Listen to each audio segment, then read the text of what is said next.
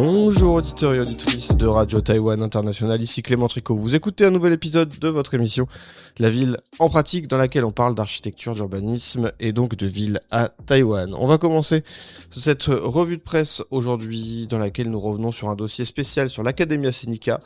Nous allons voyager dans les champs de thé et respirer de l'air marin, voyage en données jusqu'à plonger au fond de l'océan. Une exploration donc de la presse urbaine en deux parties, avec donc le patrimoine en ouverture et la gestion des écosystèmes marins en dossier principal. On commence tout de suite.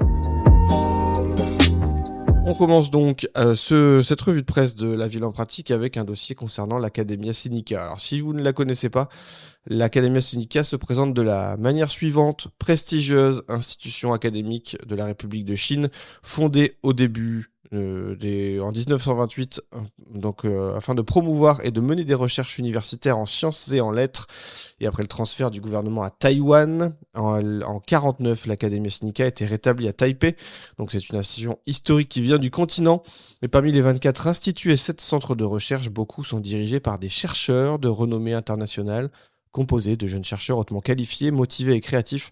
Des superlatifs qui ne sont pas faux, qu'il faut clairement prendre en compte. C'est un centre de production de savoir qui est très réputé, très dynamique.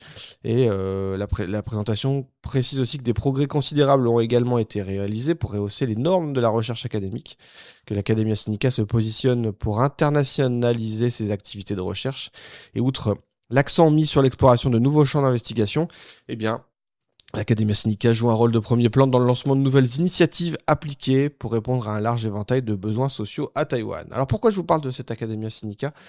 Ce n'est pas pour faire un dossier spécial sur la recherche, c'est parce que le magazine TAMAG, l'une des revues de référence sur l'architecture à Taïwan, a décidé de faire un numéro spécial en juillet 2026, donc sur retracer les origines et aller de l'avant, un dossier spécial sur l'architecture et l'espace environnemental à l'Academia Sinica. Alors moi j'adore cette volonté de mettre en avant non pas le contenu et la production de la recherche, mais bien les bâtiments qui accueillent cette production de savoir, et de mettre un peu un œil sur la réalisation architecturale et dans quoi travaillent les chercheurs, et peut-être ce qui peut éventuellement permettre aux chercheurs de réaliser peut-être un petit peu leurs recherches. Alors, on va pas rentrer totalement dans le détail, il aurait fallu faire un dossier spécial, mais prenons un petit peu la préface, comment ce dossier est vendu, en expliquant que c'est un petit peu reculé du centre de Taipei. On n'est pas en plein cœur, on est dans l'arrondissement de Nangang.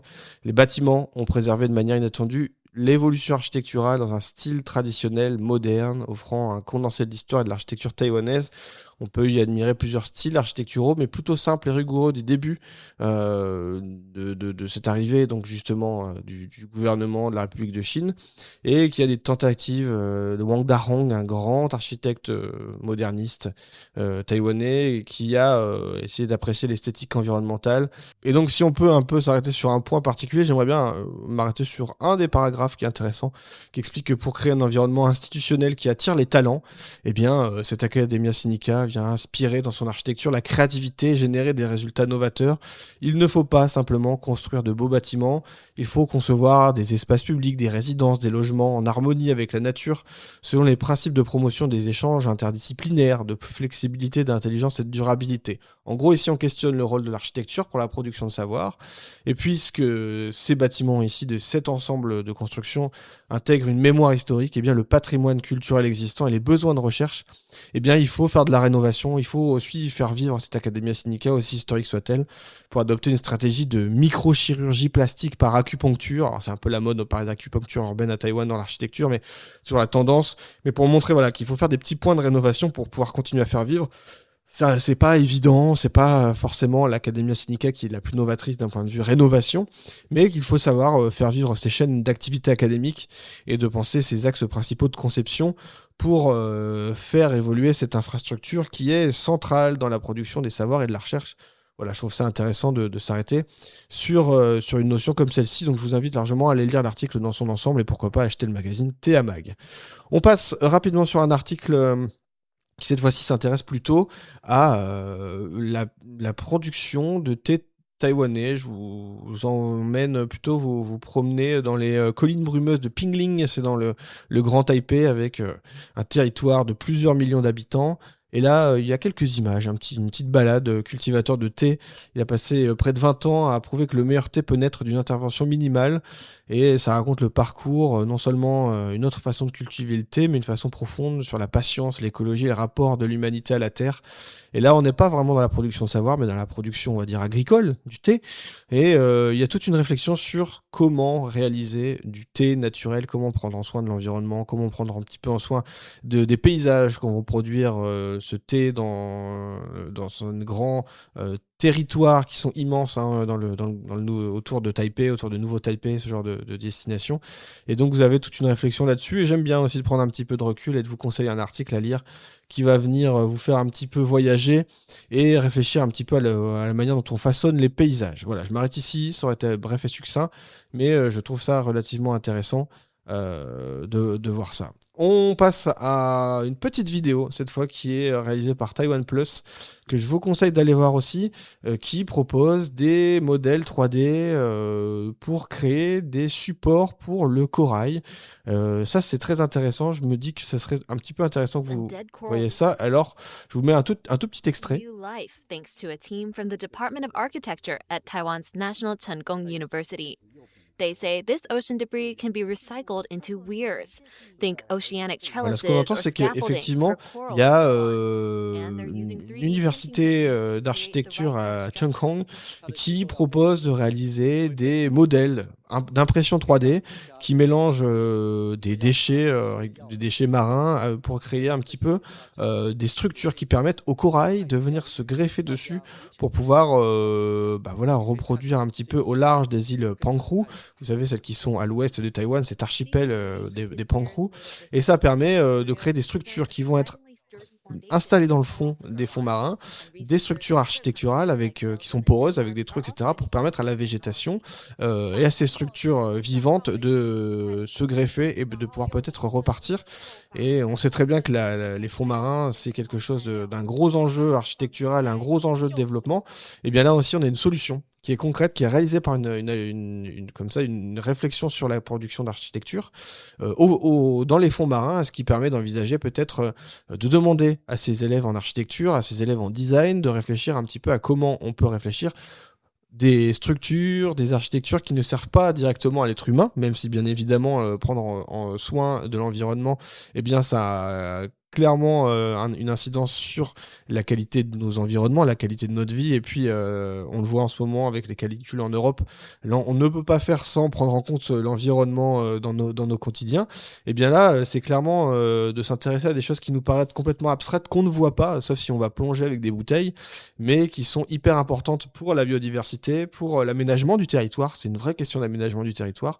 Et de demander à des étudiants d'architecture de réfléchir là-dessus, je trouve que c'est très intéressant. Ça leur sort un petit peu la tête de la construction d'un seul bâtiment dans une ville et d'aller réfléchir à des structures marines qu'on ne voit pas et qui sont presque invisibles. Je trouve qu'en termes d'humilité aussi pour les étudiants en architecture, c'est très très intéressant.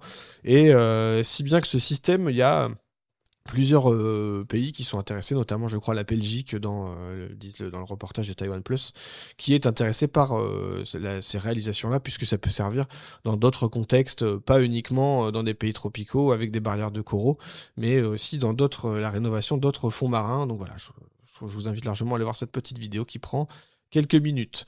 On va terminer sur un article de The Ison's Place, un magazine en ligne bénévole qui partage des articles, des données, des articles réalisés par soit des institutions, soit des associations, soit des chercheurs. Et là, cette fois-ci, c'est des chercheurs qui s'intéressent un petit peu à comment on peut utiliser l'intelligence artificielle. Alors attention, ça fait peur et on a l'impression que c'est toujours quelque chose de terrible, mais ça peut aussi avoir des vocations et des utilisations très intéressantes. Comment utiliser l'intelligence artificielle et les données des navires pour percer les secrets de l'utilisation de l'espace, de l'océan. Alors, on va pas rentrer dans le détail parce que c'est très technique et on rentre dans des utilisations de données, etc. Mais en gros, concrètement, l'article revient sur une chose. Regardez comment fonctionnent les bateaux, par où passent les bateaux, juste les trajectoires, ce que font les bateaux sur place, et ça permet de visualiser concrètement sur une carte des flux, on va dire, comment va être utilisé les espaces marins, où vont être les points de tension, là où les bateaux passent le plus. Bon, forcément, vous imaginez que c'est près des ports, mais une fois qu'ils sont au large, où est-ce que les bateaux passent au niveau des côtes, où est-ce que les bateaux vont aller aussi précisément suivre, je sais pas moi, aller pour la pêche, le transport maritime, ce genre de choses. Et ça permet aussi de suivre plus concrètement le trajet des bateaux pour voir s'il y a des choses qui sont peut-être un petit peu étranges ou des choses qui ne sont pas normales. C'est quelque chose qui se fait par exemple notamment dans les transports urbains, et bien le faire de manière un petit peu avec l'IA pour générer un petit peu des cartes